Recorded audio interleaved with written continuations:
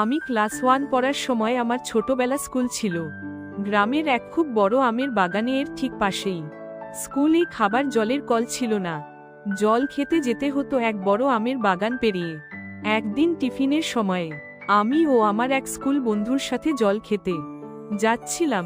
হঠাৎ দেখি আমাদের পাশেই একটা হনুমান গাছে বসে আছে, তার লেজ নিচের দিকে ঝুলে আছে। আমার স্কুলের বন্ধুটি এক হনুমানের লেজ ধরে ঝুলে পড়ল, অমনি হনুমানটি গাছের নিচে পড়ে গেল।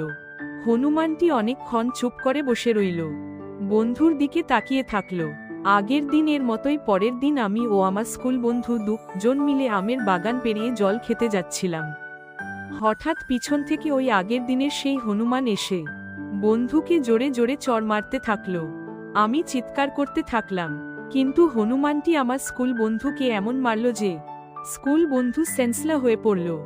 আমার চিৎকার শুনে অন্যেরা এগিয়ে আসলো।